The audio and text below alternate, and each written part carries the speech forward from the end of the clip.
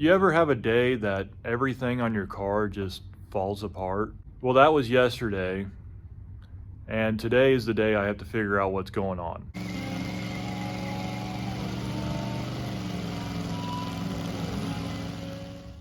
The hood is just up just to be up in case I need to get up under there.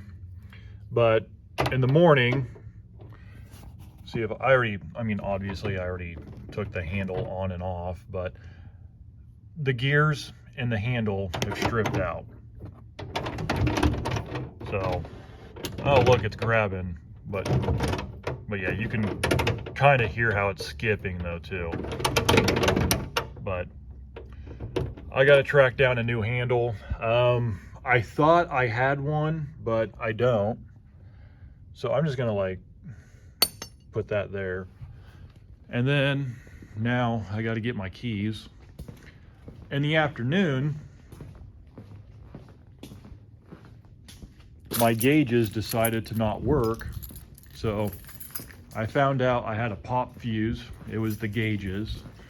I went to the auto parts store, grabbed a pack of fuses, and then put one in, turned the key, and it just immediately popped. So as you can tell, the gauges just aren't doing anything. Yeah. The tachometer's not doing anything. Everything else is just staying stationary.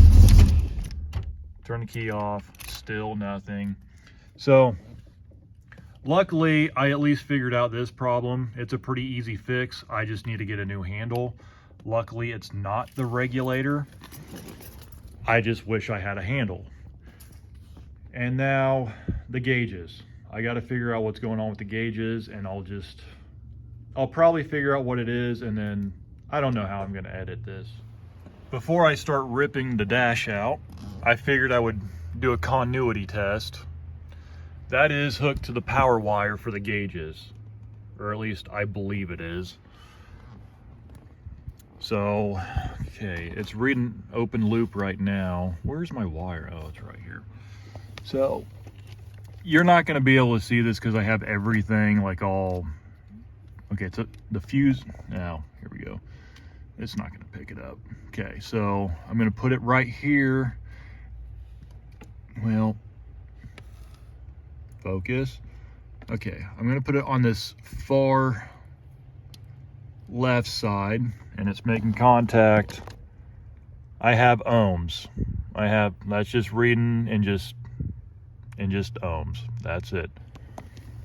So that's basically continuity between the fuse block and where that power wire is going. Now, if I just go to ground,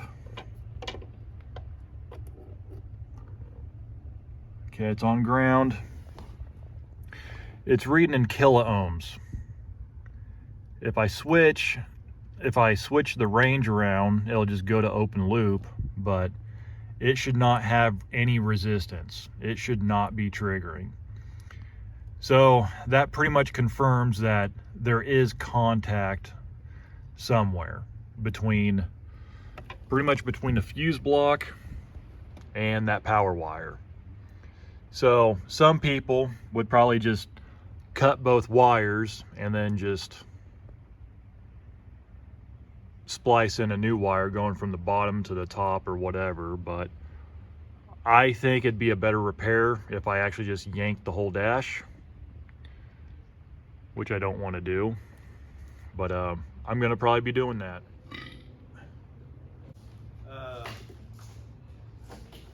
Sure.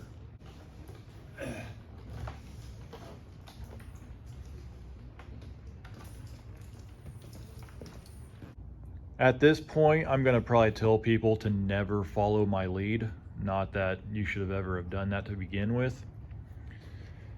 But these are the wires I'm after. Basically, one is a feed. Another one's going to the TCC. One's going to just like a random light right here. And then the other two, one's going to the gauges, and then the other one is going to like the the coolant temp. So a wiring diagram probably would have helped me with this, but that's too fancy for me. So this thing probably came out for nothing, but I mean, you don't know what you don't know, I guess. So I actually have reason to believe it might be the TCC. I'm going to go ahead and put some electrical tape back on this. I peeled it off. It wasn't exposed like this. As far as this light goes, I thought about just cutting it and then just, you know, taping off the ends, but really I don't think this is hurting anything just sitting here either. Not really sure what to do with it other than, I guess, just leave it there. So I'm gonna probably get this thing put back in, and I'll probably leave the TCC disconnected. I didn't know that was on the same circuit as the gauges, but we'll see. So guess what I found out? Okay, this is dumb. So look what I found out. I already tugged on it some. Yeah, it was melted to the header. I mean, I guess this will cause your gauges to go out and other things. So I'm just gonna put everything back together and get that fixed and then just be mad the rest of the week. Okay, bye.